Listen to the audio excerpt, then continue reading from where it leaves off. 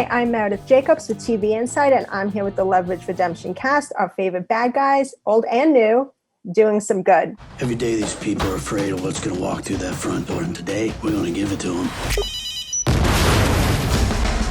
We're in.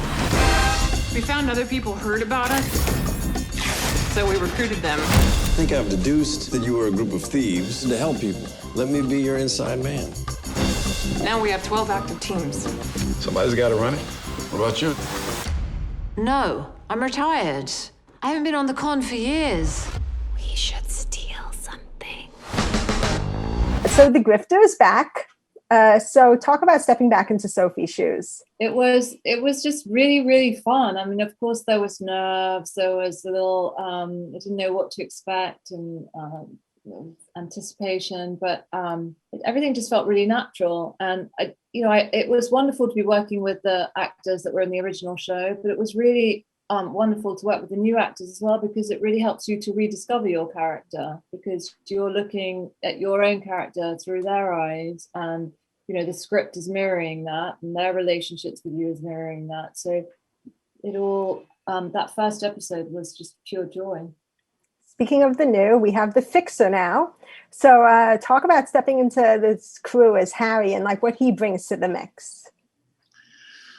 Harry Wilson is a lawyer who's a bit of a high-priced corporate fixer, sort of a Michael Clayton type, who has been so focused on his own expertise that he hasn't realized the consequences of his success have been to enable horrible people to do horrible things. And when he realizes that he's been an active participant in this, he desperately wants to redeem himself and doesn't know how. And he comes along side this team who basically do that for a living and teach him how to be a good man by being a bad guy.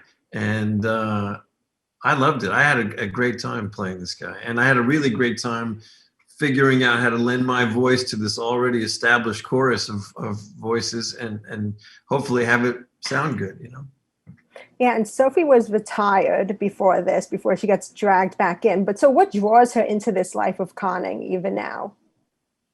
I think she's not looking for it. It's unexpected. One of the things I love about the pilot episode is that it all happens kind of accidentally. She gets caught up. Everyone's trying to give her a boost. They're like, come on, let's just steal something for a bit of a rush. And she kind of gets, sort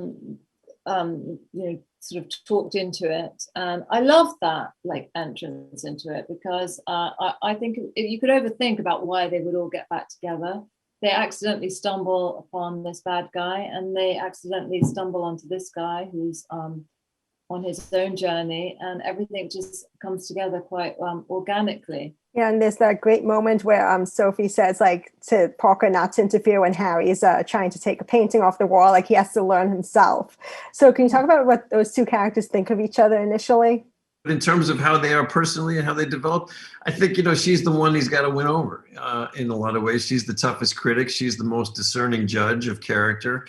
And if Aldous is the metric for whether or not Harry's been successful in his road to redemption, Sophie is the witness and the sort of spirit guide that helps him along the way, every step of the way. And them checking in with each other. There's a really wonderful scene we shot very late in the season where she basically tells him that the secret to his redemption lies in him recalibrating his sense of morality. And he says, well, how do you do that? And she says, you start by accepting that there may be honor among thieves. So our favorite thief and hitter are back. So what's the same and what's different about Parker and Elliot? I'd say the same is their sibling rivalry, their ability to annoy the heck out of each other, their ability to love one another and show up for each other. And also over the last 8 years, they've done a lot of growing together, running crews all around the world together. And you might notice that Parker's picked up a couple of new skills from Elliot, and she's not perfect at them yet, but they've been trading secrets and trying to get each other to try some of their skill set in different ways. Yeah, and it's just like you said, there's been some time in between Leverage and Leverage Redemption, and he's not so annoyed with her anymore. And also, Elliot doesn't really have any family, neither does Parker. So we've become each other's family.